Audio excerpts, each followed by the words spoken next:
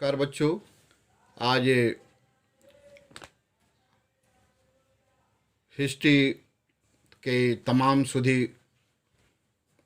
पाठकों, छात्रों एवं विद्वानों जो इस विषय से जुड़े हैं, उन तमाम लोगों के लिए यह व्याख्यान काफ़ी महत्वपूर्ण होगा। आज का मेरा महत्वपूर्ण विषय है वर्तमान संदर्भ में इतिहास की महत्ता और चुनौतियाँ।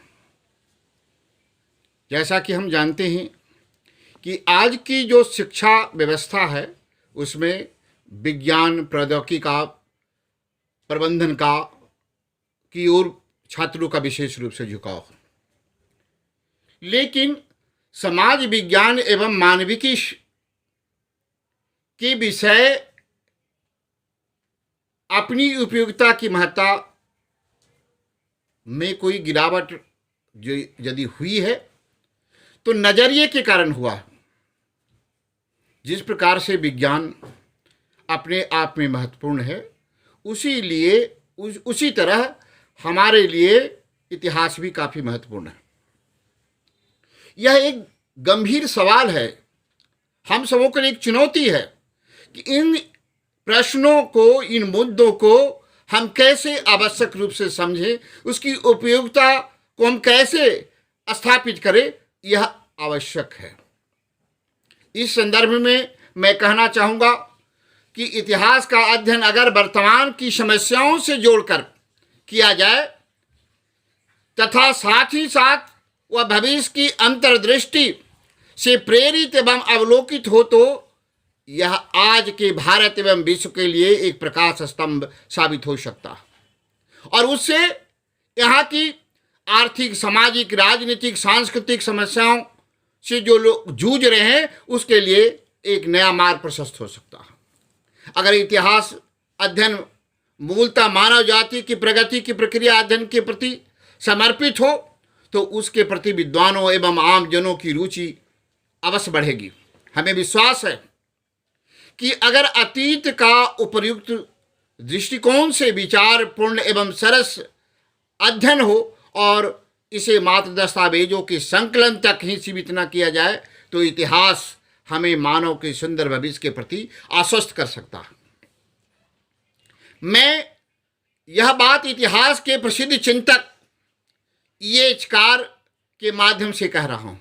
उन्होंने अपनी प्रतिष्ठित पुस्तक व्हाट इज हिस्ट्री में लिखा है और कहा है कि मेरा यह विश्वास है कि यदि हम अतीत का गंभीर और विचारपूर्ण अध्ययन करें तो इतिहास हमें सुंदर भविष्य की ओर आश्वस्त कर सकता है और उसे करना भी चाहिए।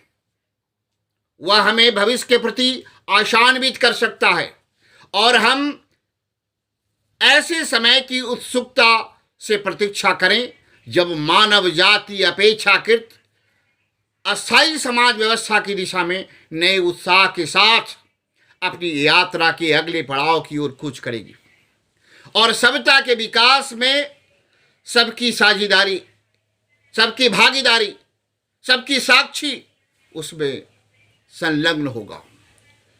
इस संदर्भ में मैं इतिहास लेखन के कुछ महत्वपूर्ण बिंदुओं पर भी चर्चा करना चाहूँगा।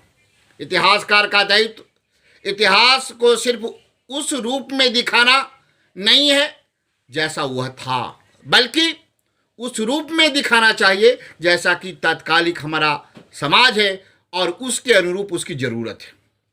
तथ्य एवं व्याख्या के बीच एक समायोजित संतुलन बनाने की कला ही इतिहासकार की पहली आवश्यक दृष्टि होनी चाहिए।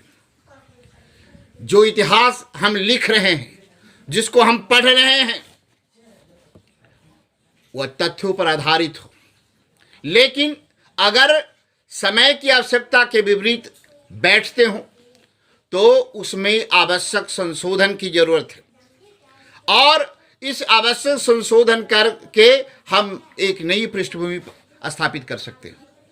इस संदर्भ में प्रोफेसर बैरे कला का मानना है कि जो हम इतिहास पढ़ाते हैं, अगर ठीक ठीक देखा जाए तो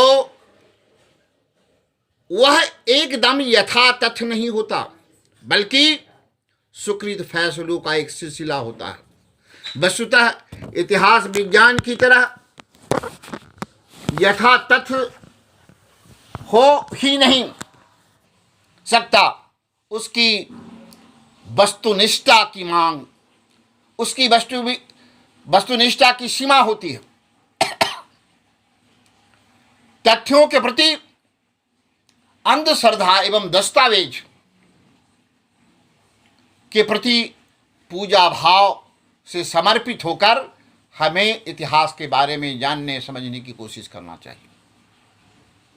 एक तरह से देखा जाए तो यह कला का विषय है इतिहास, लेकिन यह विज्ञान के जो जिस प्रकार से टूल्स होते हैं उस प्रकार से यह इतिहास काम करता है, क्योंकि कुछ आवश्यक उसके टूल्स हैं, कुछ आवश्यक उसके हिरार्की हैं। उस हिरार्की से गुजरकर हम इतिहास को देखें, तब वैज्ञानिकता नजर आती है। 19वीं शताब्दी के इतिहास की जो आज मांग है, अंग्रेजी साम्राज्यवाद अपने चरमोत्कर्ष पर था और जो था उसे यथातथ कहने और उसी को बरकरार रखने के प्रति उत्सुक स्थिति थी। तथ्य और दस्तावेज निश्चय ही इतिहासकार के लिए जरूरी है, मगर वे उसके अंधश्रद्धा की वस्तु नहीं हो सकती। दस्तावेज और तथ्य अपने आप में इतिहास नहीं होते और न ही इतिहास को समय अनुकूल गति देने की इतिहासकार की समझ का स्थान ले सकते हैं। इसी संदर्भ में मैं इतिहास दार्शनिक क्रोसी की चर्चा अवश्य करना चाहूंगा। उन्होंने कहा था कि सभी इतिहास समसामयिक नहीं होते, यदि होते हैं तो तथ्यपरक होते हैं।